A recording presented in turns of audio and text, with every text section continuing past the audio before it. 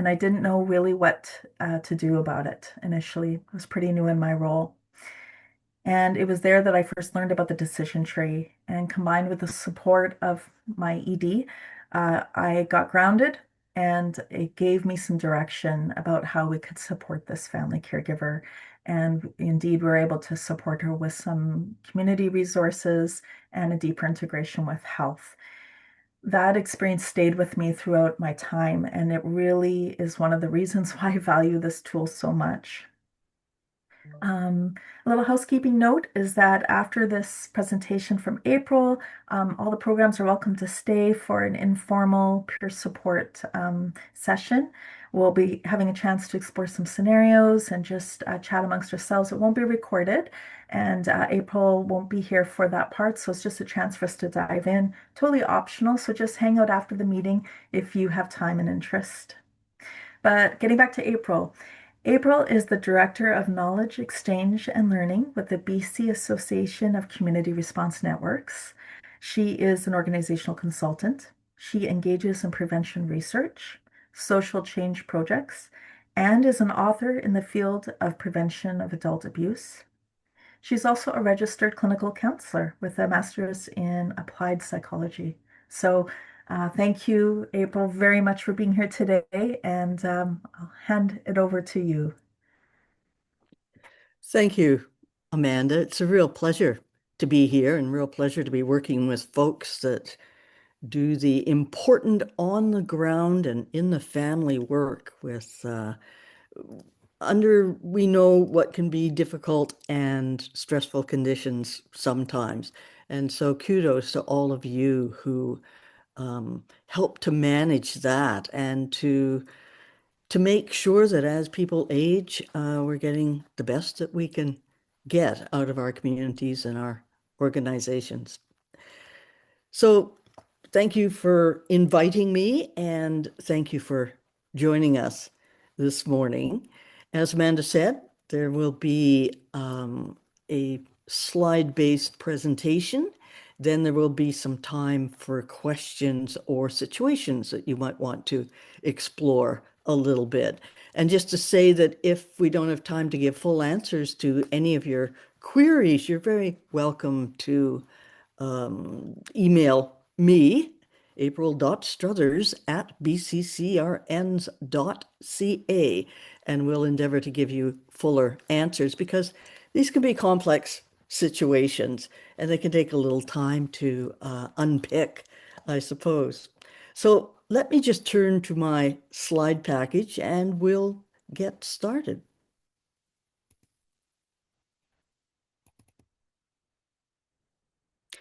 So I'm hoping that you can see the slides now.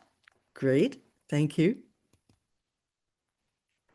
So what we're going to talk about today is a tool that can be an aid in effective referrals when there's situations of abuse or neglect or self-neglect of adults in BC. So this refers to anyone over the age of 19, although currently our focus is on the older adult population.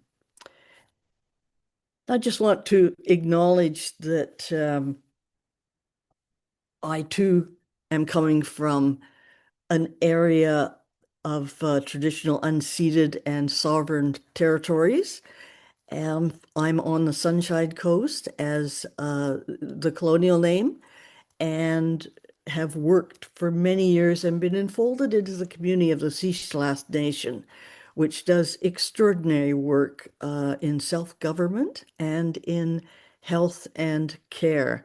And I very much appreciate the relationships, both family, personal, and professional relationships that I've been part of over the years. This work has changed my life, actually, and I just want to add appreciation for the stewardship of the First Peoples from my area as well.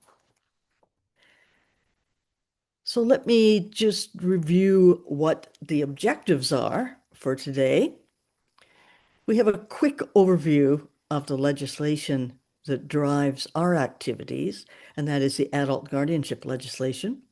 And then we're going to see how it relates to the work of the BC Community Response Network Association and introduce this tool, which is meant for all of us to support vulnerable adults who may be facing abuse, neglect, or self-neglect.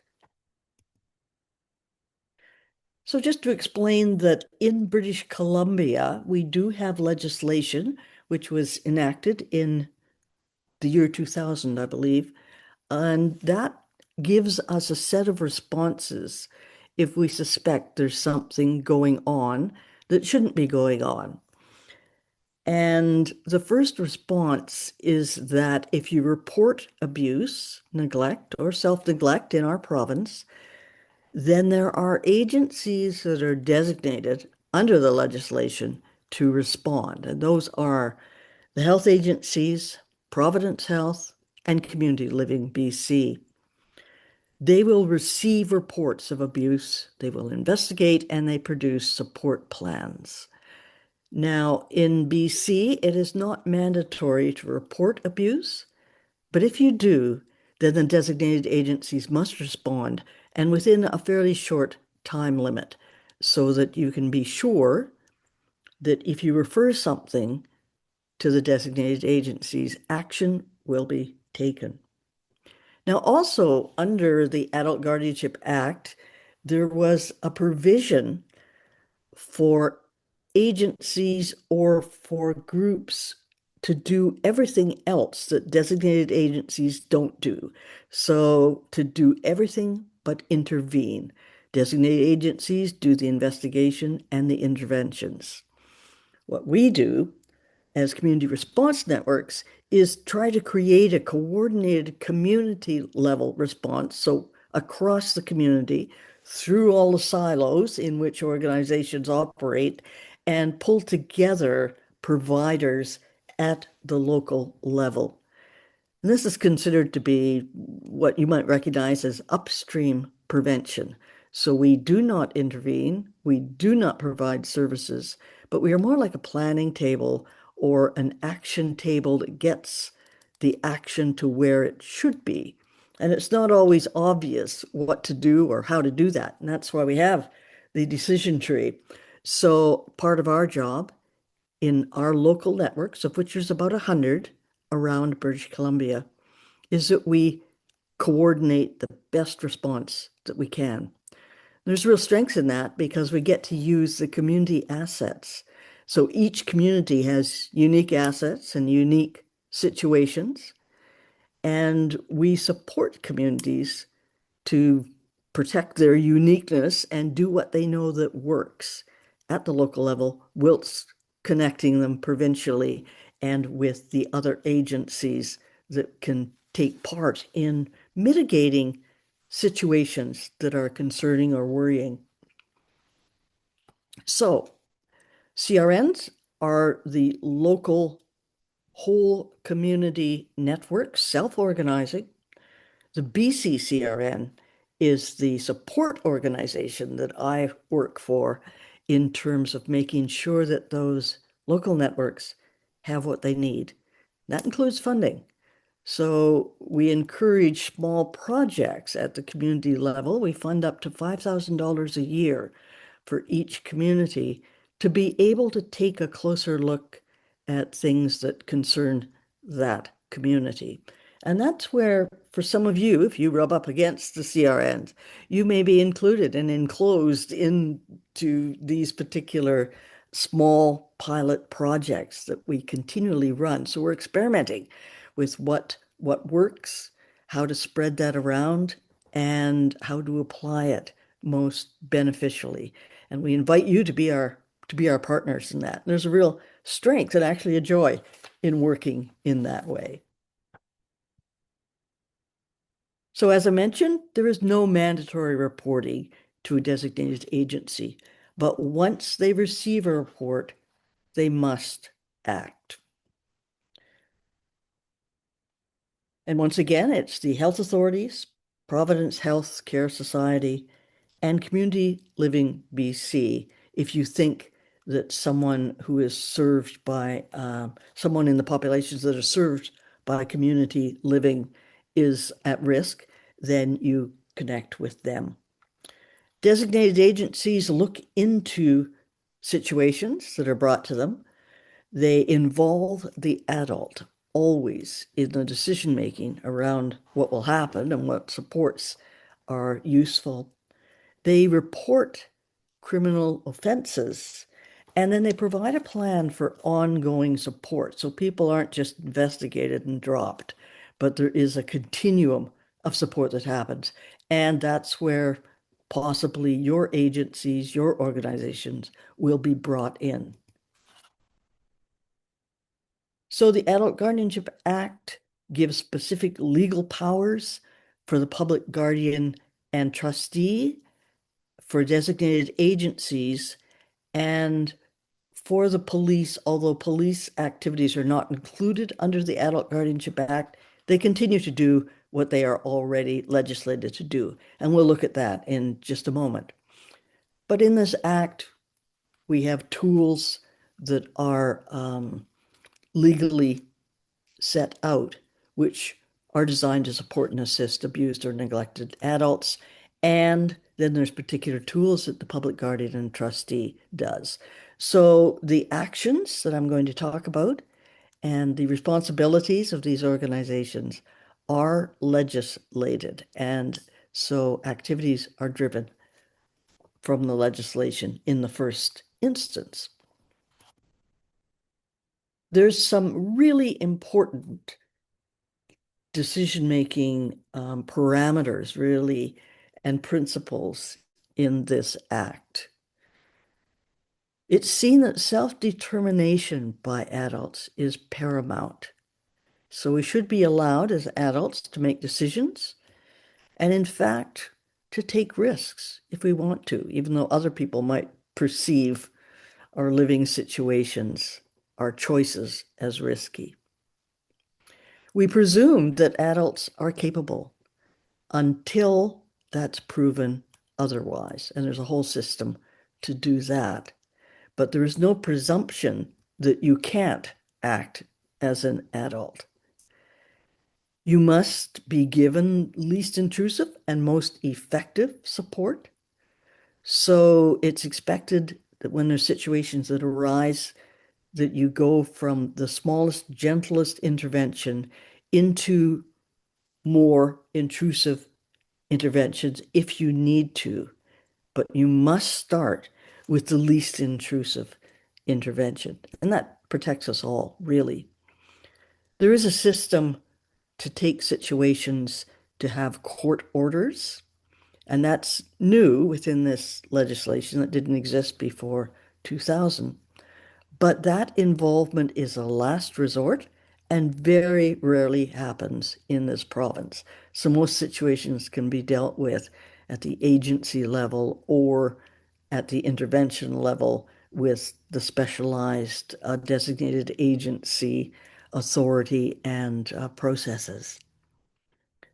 The Act also defines what is abuse, neglect, and self-neglect, and it applies to all adults the age of 19 and over. So the decision tree that we're going to look at in detail in just a minute helps us all make more informed referrals.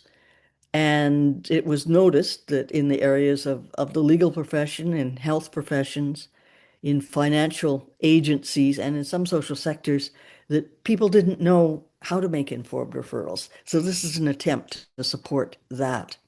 And it shows when formal intervention is needed or when what you're doing is absolutely the right thing to be doing. And the informal supports it recognizes could be things like senior centers, day programs, victim services, meals programs, healthcare, financial institutions, service clubs, or any of the United Way interventions, processes, organizations, and agencies around the province, really. So as I said, community response networks are referenced under this act and strengthens and coordinates the community capacity to prevent and address adult abuse and neglect. And often your agencies will sit on local CRNs. So we're already collaborating around how best to do things, really. As you may be aware, abuse takes many forms.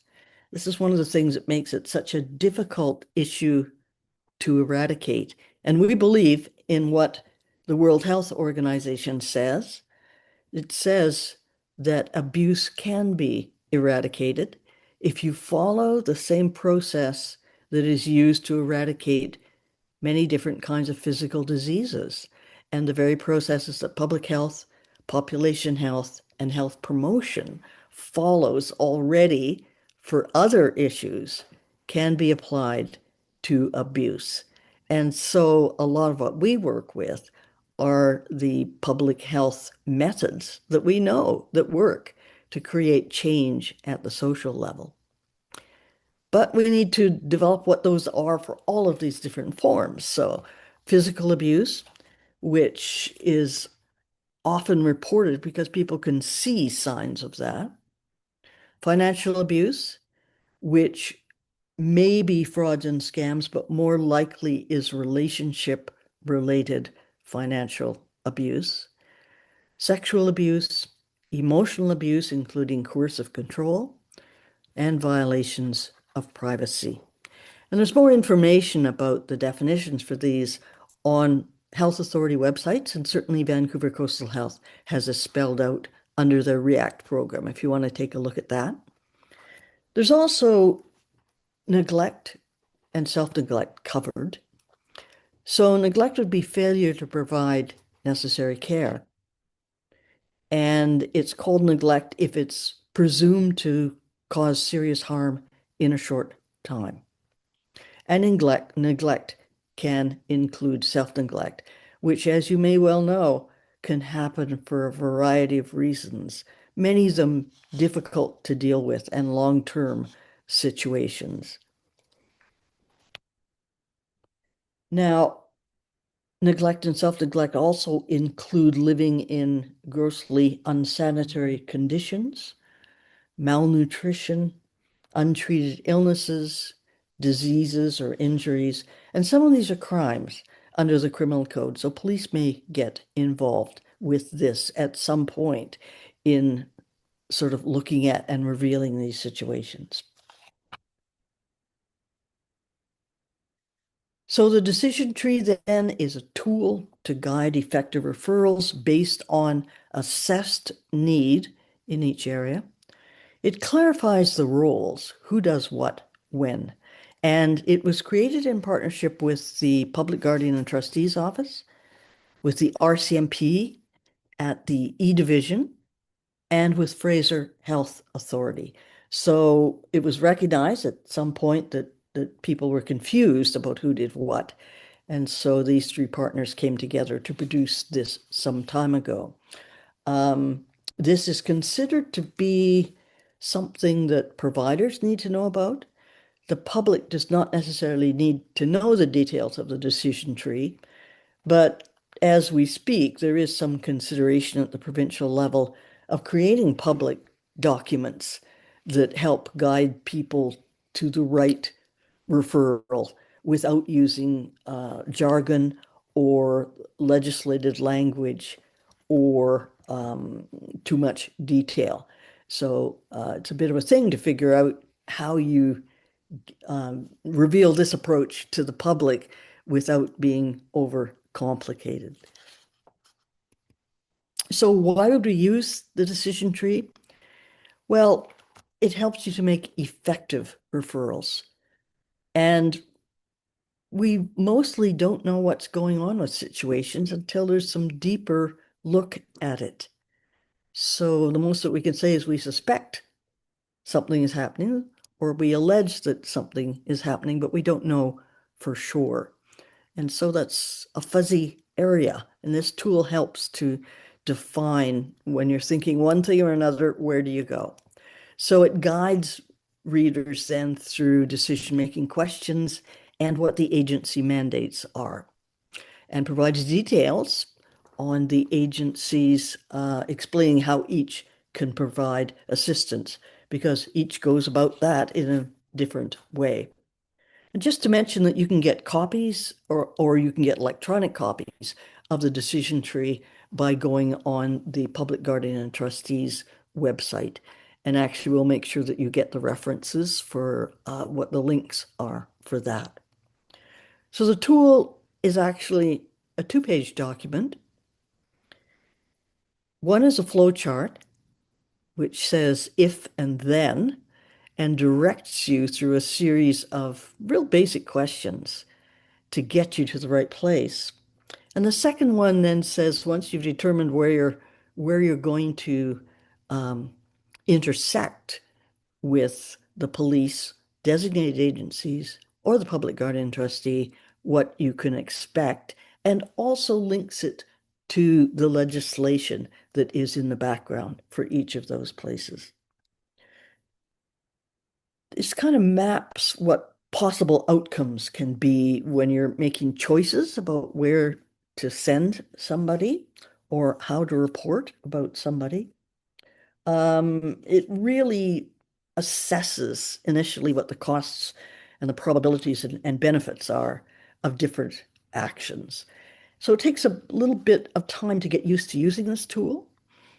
And often agencies do this kind of training and then follow it up by having some case reviews or putting it through situations that are actually real that they've encountered.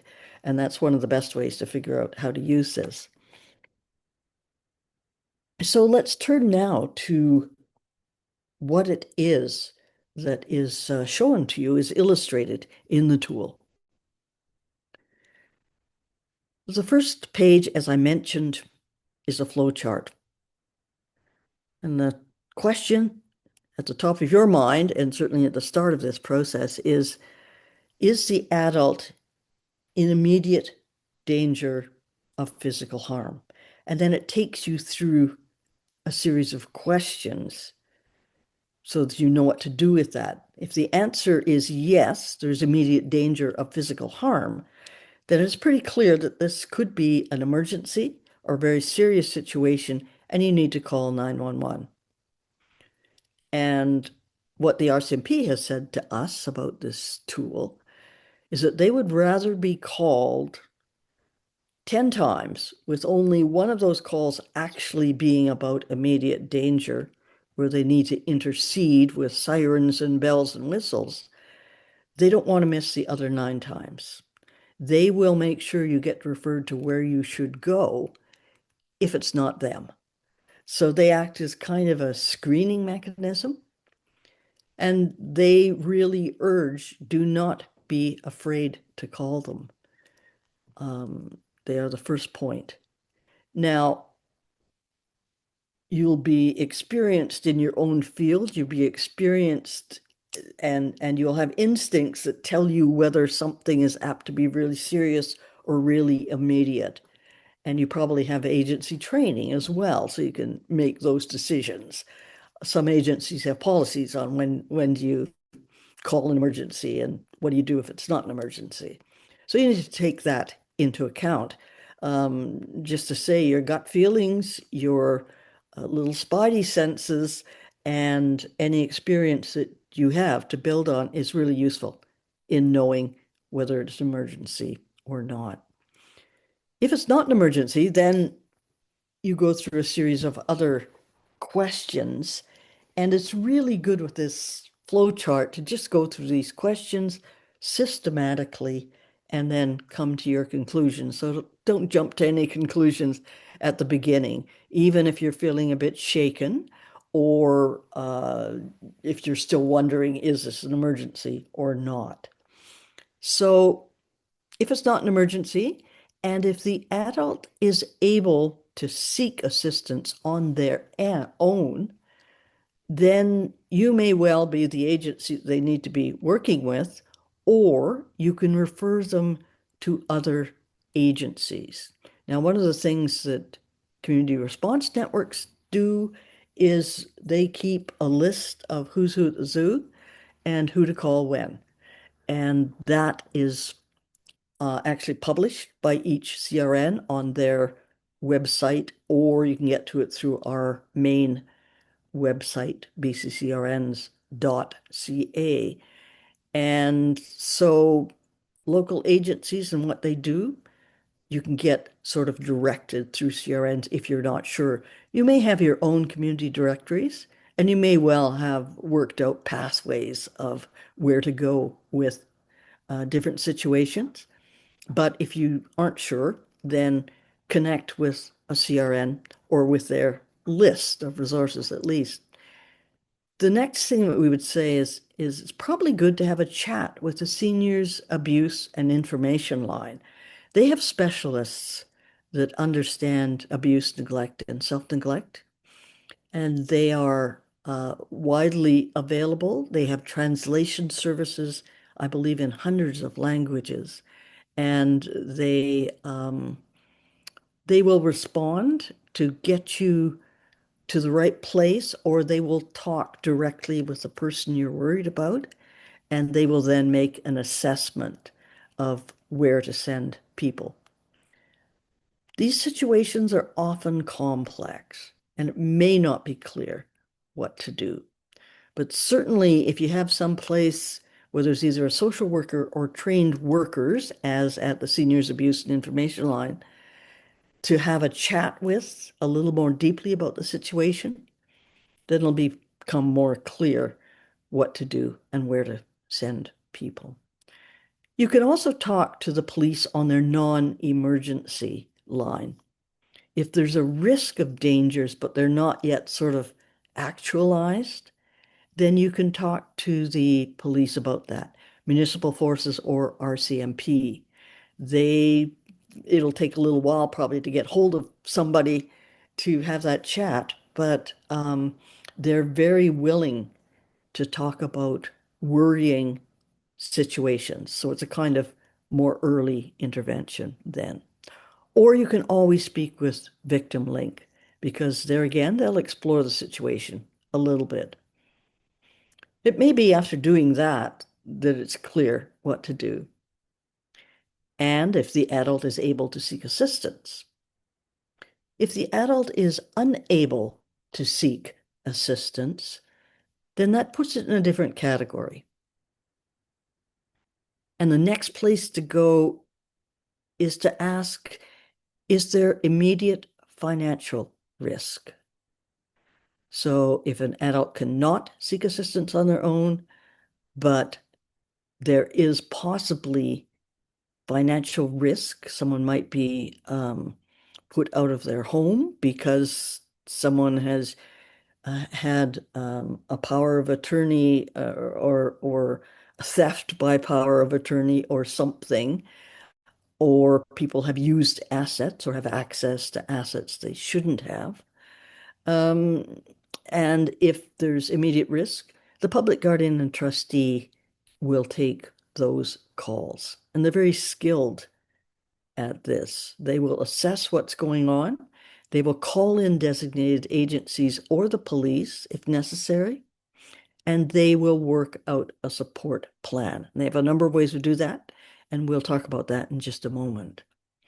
So, if the adult cannot seek assistance, if there is risk within financial matters or with people's assets, then the public guardian and trustee is where you go.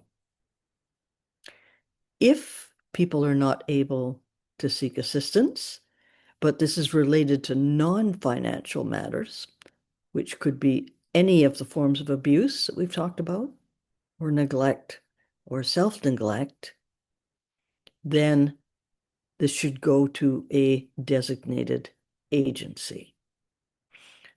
So it's useful as you encounter situation to kind of think your way through this flow chart and take a moment to just sit down, ask those questions, and then see where you are after that. This often clears up some of the confusion.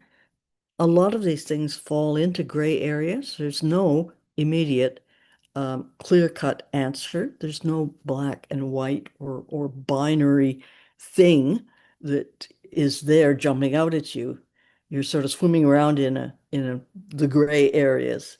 So this helps again, as Amanda mentioned, grounding when there's a situation that's concerning you, just going through these systematic, logical steps can help to get the thinking started and to have you respond in a really useful way, both for yourself and for your client.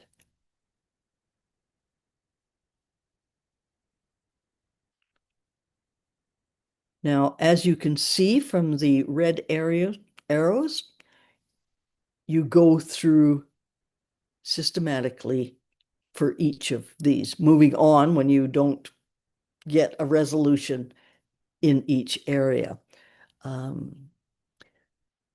The other side, page 2 of the decision tree, is a lot of fine printing about the mandates of police, designated agencies, public guardian, and trustee.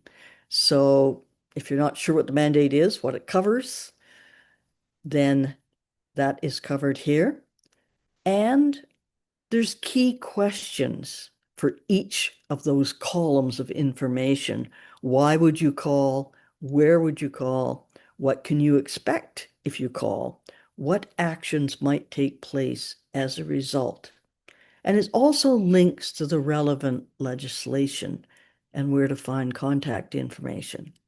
And that's to reassure you that this is actually grounded in a legal framework and a practical, formal framework around these issues. So let's take a look a little more closely now at the information, and uh, we'll have a more detailed sort of step-by-step investigation of which agencies do what. But just before we turn to that, it's always useful in any agency to already have some policies on the books or some procedures in the manuals for how it is that you will make reports, when you will make reports, who it is in your organization that you might refer to before you do that. Most of us have supervisors or people to whom we report that have other layers of responsibility in their roles. And it's really good to know who those people are and whether there is something already standard about these situations. Some agencies have those, some don't. We always recommend that your agency takes a look and sees what it is that you can have in your policies that helps to support people on the ground facing these situations. So moving now to the role of the police. There are no new powers for police under the Adult Guardianship Act. They are asked to do what they've always done in their mandate, to look at safety concerns, if there's criminal offenses, to investigate that, to keep the peace, and to always speak privately to the people involved in what might turn out to be criminal incidents. And they will respond when they're called to abused or neglected adult. But one of the things that they do really key is they always make sure they can talk to the adult. And that is ever so important because of situations of coercive control or where people are responding but in the wrong direction. And the wishes of the adult are paramount in this. And so we need to be taken into account by whatever authorities as being self-determining. Police will problem solve on the spot, and police are getting better and better at doing that for a whole variety of issues across the board. There's more and more training all the time in psychosocial situations with the police. And experienced officers can often resolve things on the spot with just a little bit of immediate investigation. They will make referrals. The RCMP and health authorities have a policy, a joint policy about when and how to report to each other about what they think are criminal matters, and they follow that policy. If necessary, they will investigate, and it'll probably be passed on from frontline officers to other parts of detachments or forces in order to do that. And if they think there's a crime, they will recommend charges. Those are all within the purview of what police would do anyway, but they often are first on the scene. And as I said, experienced officers can provide a tremendous asset in these situations. The police will refer their concerns, as we said, so they have working relationships with the health authorities and the PGT. So they kind of know when and how to get those agencies involved. In BC, of course, we have RCMP and municipal police. Policies may differ there, but actually, I think there's universal intention with enforcement agencies that they do the best job they can under this uh, legislation and with the partners that we have. Uniformed frontline officers are probably the ones who respond to service calls. There are a limited number of specialized units where there's someone with a stronger background in elder abuse and or domestic violence or interpersonal violence or family violence who will assist when available. But they're very few on the ground. They're mainly in the larger metropolitan areas like Vancouver and Victoria. And so you can't expect that you'll get that specialized unit. Although in complex situations, it's really good to have the specialized attention to that. So that's something that we're advocating that there be more and more specialized units. You would call the RCMP or a municipal force if you suspect a crime has occurred or might occur, or if someone is exhibiting behavior which indicates a lack of well-being or unpredictability. And so they will do wellness checks. They will, if there's something odd going on, but you don't know exactly what that is, they will take a look at that. So you don't have to second guess. You don't have to try to intervene. You can ask them to do that.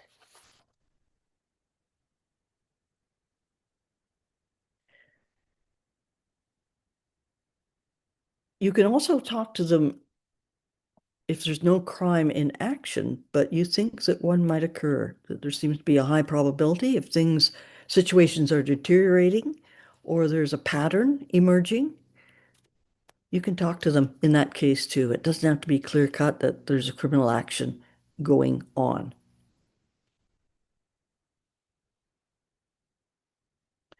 So if you suspect something is happening right away, if it's an immediate risk to a person's physical safety or their assets, or if a crime is occurring, phone 911.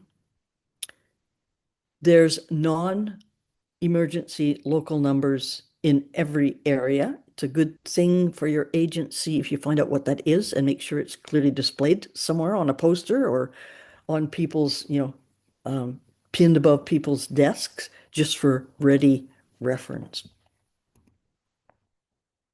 So what'll happen when you speak to the police is that you'll be asked to provide information about the nature of your concern, the adult you feel is a victim, who is it, and any possible suspects. They will expect to take some basic information about you, even though you're not the person that's involved. They need to know in what context this report is being made, and they want to know how they could get hold of you again if and when they need secondary information or a deeper dive into what's happening.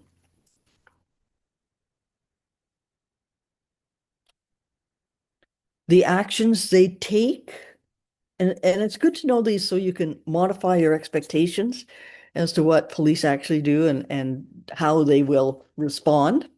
They will attend the location, and if they have special units, they'll make sure they get involved.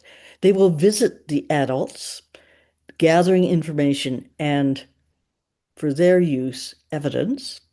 If there's something that might indicate a criminal offense, such as an assault or a sexual assault, if it's clear there's failures to provide the necessities of life, if they think there's a theft or possibly theft by power of attorney, or if they think there's fraud, forgery, or extortion. So when the police arrive on the doorstep of whoever or wherever it is that they're arriving, they're looking out for all of these things. This is part of their context. We don't have to be guessing, is this happening? They are the ones that know what the red flags are, and they know when to elevate things into a different kind of an investigation. Once they figure out what's going on, they may liaise with other agencies. They may ask people to assess well-being. So take a deeper look and perhaps do formal assessments of adults' personal well-being and situation. They may consider things like no contact orders or peace bonds, if that makes sense in the situation that has developed. They will refer to community resources if they know what they are, and they will then continue looking at the situation to consider where this needs to go legally. So that, in a nutshell, so to speak, is the role of the police. They have a critical role. It's the same role they've always had. They do try to connect with community resources.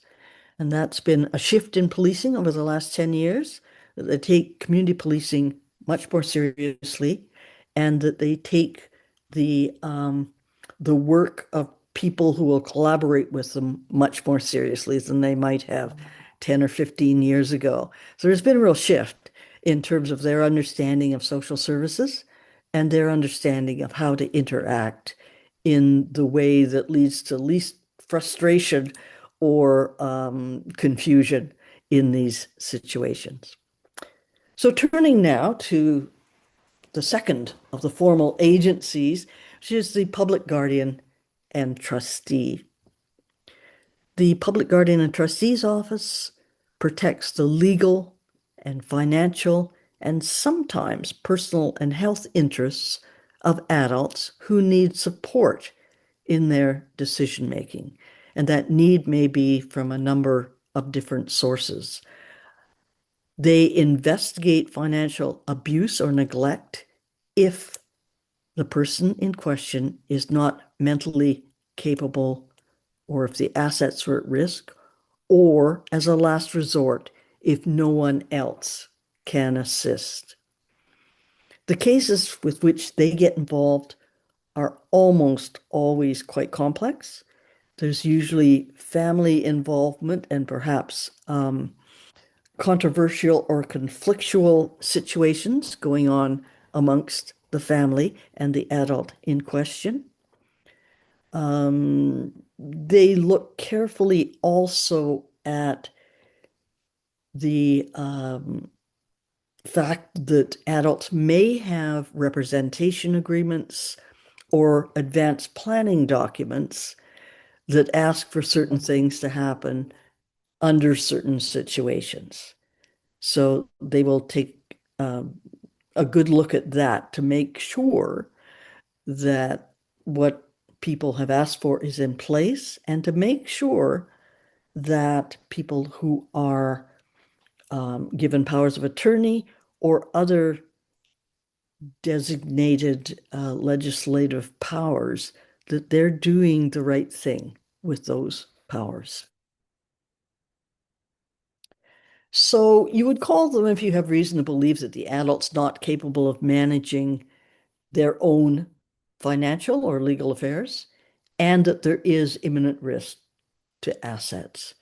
So that might be where the adult appears to be under duress and is going along with decisions that he or she does not agree with or does not understand.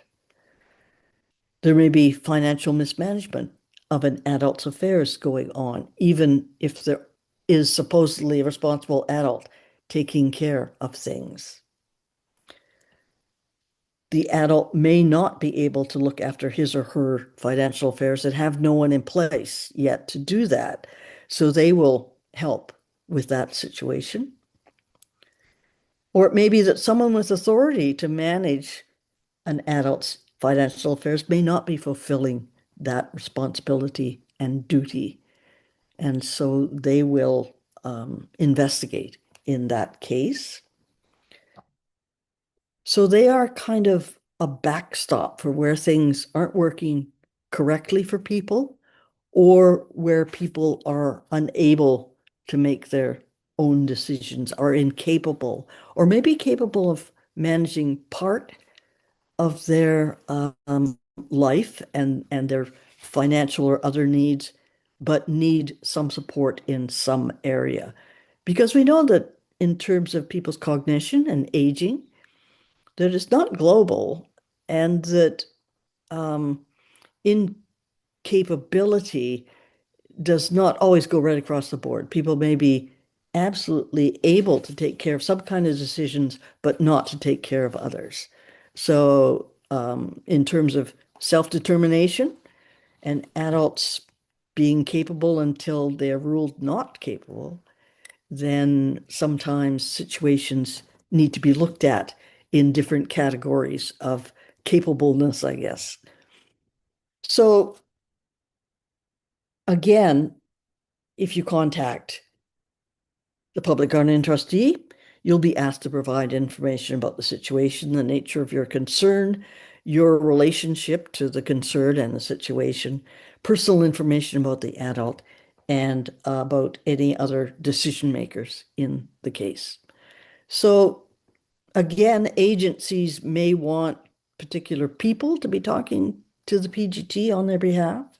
And there's always these sensitivities around confidentiality and what information do you collect from people and what do you pass on? And that's an agency and legal decision. So you might want to have that already outlined in your agency before you encounter these kind of situations. So the PGT will gather further information. They do very detailed investigations. They have people who are legally trained and people who are investigatively trained, as well as some social workers working at the public guardian and trustee. And so they have the ability to do very sophisticated gathering of information and uh, sophisticated discernment about what's needed in quite complex areas. They can request information from financial institutions and decision makers, and they have the legal authority to do that. They will liaise with whoever they need to, and if there's urgent risks, they can exercise protective powers that none of the rest of us have. So they can stop withdrawals from bank accounts. They can stop properties, houses, or whatever people own from being sold without their consent. They can redirect income for an adult into areas of health and safety. So if there's been neglect, they can shift that so that the funds that should be going to looking after somebody actually are. They will look for an appropriate decision maker if they need to, and they can obtain authority as comity of estate or sometimes comity of person. Those are legal definitions and designations of who should have authority over people's affairs. And there's quite a process involved in order to do either of those things, but they'll take care of invoking those processes. So again, you'll be asked to provide information as you have it, and they may restrict bank accounts, block transfers of property, and can request accounting. The staff there gather information, they assess risk to people, they protect the assets, they will recommend informal or least intrusive solutions as much as they can. So they will go back to families, they will go to different agencies, and so on, if things can be done that way before they do anything more formal. And they will decide if there is a need for very formal arrangements of how to protect people over time. They will do that.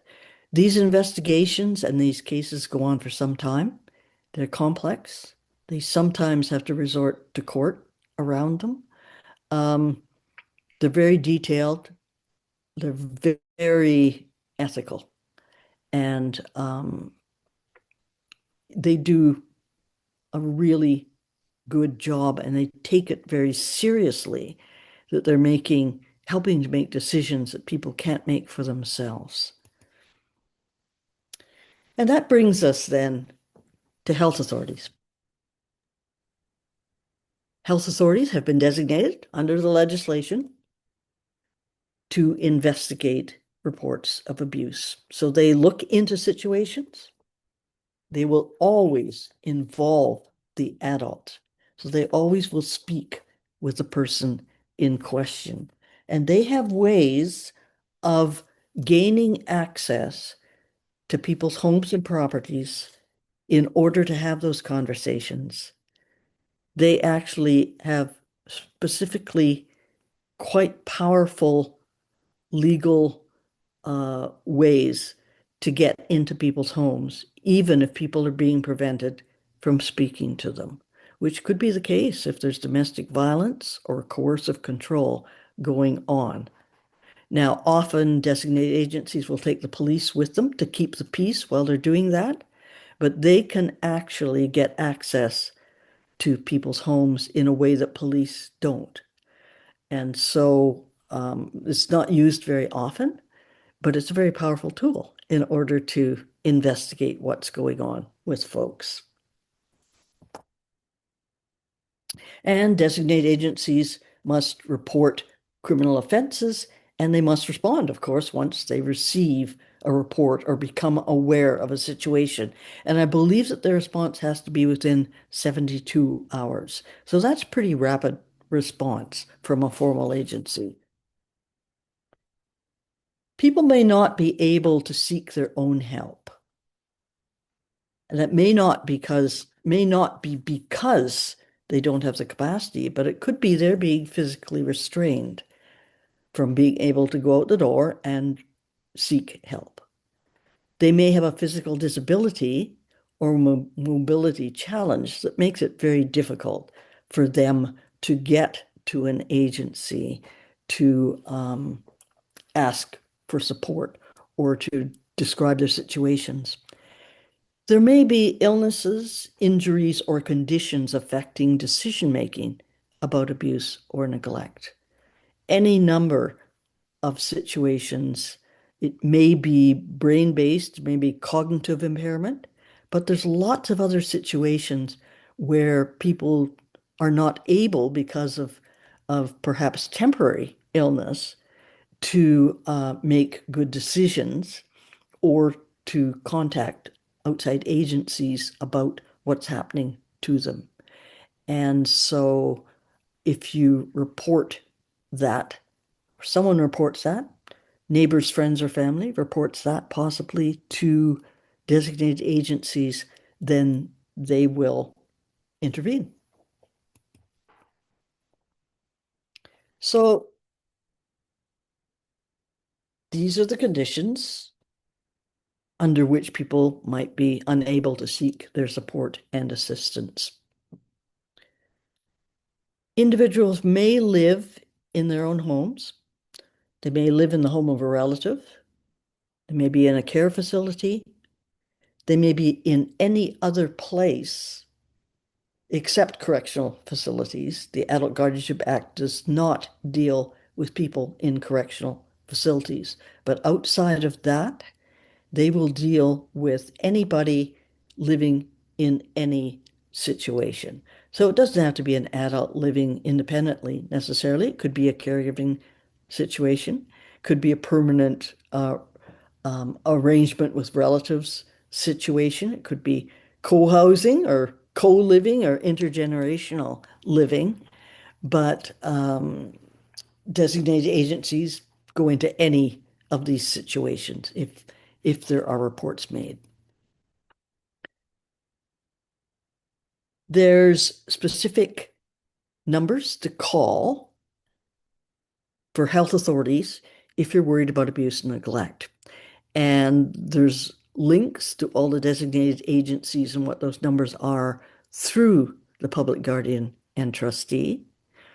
We also have a list of the phone numbers that are appropriate across the province, which we can make sure that we get to you, that has specific numbers to call to the specialized parts of the health authority that deal with reports of abuse, neglect, and self-neglect. Because just calling the health authority at their general number and trying to get service is a long and winding trail, I can tell you. So there are specific numbers that we can give you to call. And you will, at the very least, get to talk to an intake worker. You can always ask simply for a consultation. Make it clear you're not reporting and that you're not yet ready to report anything, but check out situations. And the intake worker can help you with that. I was talking to one yesterday, and he said we would always have a conversation whether or not this actually falls under someone who cannot seek their own help. We would always have a conversation with you about whether it's serious enough to report this or whether you should be talking to somebody else about this. You'll notice through all this presentation that there's a lot of gray areas. There's a lot, it's not clear what pathway to follow necessarily for reporting or at what stage to report. So that's a good reason for using the decision tree.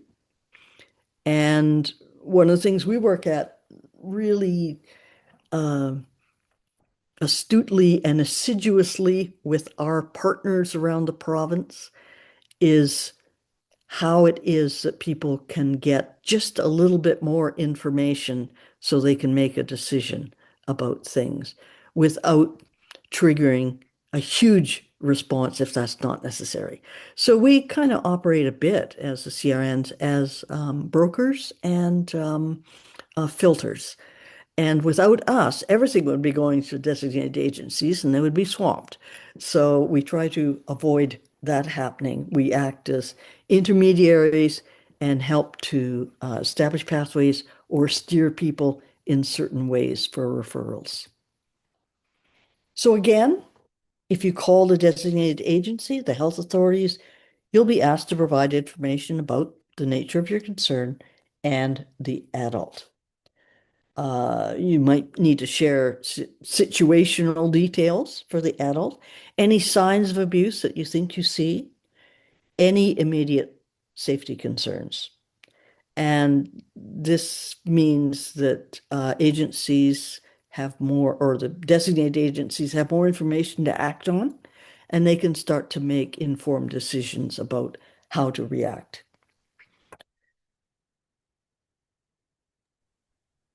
April, just so you know, we are at 11:02 now. Great. Thank you. So these are the actions. Um, a whole series of things that could happen, and the designated agency will decide which is the best process, part of the process to follow. So as I said, they have other ways of gaining access, and it may result eventually in court orders. These are the designated agencies. you probably know in your own area what your designated agency is and how to connect with them. Just to say that all these agencies work together and we try to build capacity across the community wherever possible. There's some information that we can give you and phone numbers that we can leave you with. These are the numbers that are the direct numbers for designated agencies. We'll make sure you have copies of those. There's videos at the Public Guardian and Trustee that describes more about the roles that I've described. And I'm happy to spend a little time with questions if that makes sense. Thank you so much, April. That was so informative and helpful. Definitely, if you have some time to take some questions, that would be great. If you are a participant and have a question, just please unmute yourself and or you can put up your hand, whatever works best for you.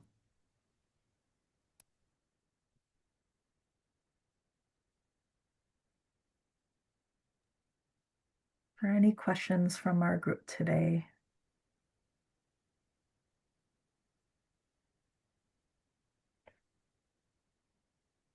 Well, sounds like it might have been covered then. Wow. We, April, we did include some links as you went into the chat section, and we can also follow up with the video recording and all the links that you've shared. We've got some nice notes in the chat, thanking you for the presentation, and really informative and so much that people have learned a lot and better understand adult abuse and how to handle it. So, April, thank you so much for coming today and sharing your considerable knowledge with the group. For anyone who would like to hang around for a little bit afterwards, we'll just stop the recording and get into some stories or some sharing. Please do. So, thank you again, April, for this wonderful presentation. Thank you very much for the opportunity to do that. And I think if you discuss situations you've encountered and sort of see how this document might be useful for you, that's the best way to be handling this kind of information. Thank you for the opportunity. Thank you for your work. And we may well meet again. Thank you. I hope so. Have a wonderful day. Thank you, April. Thank you. Take care.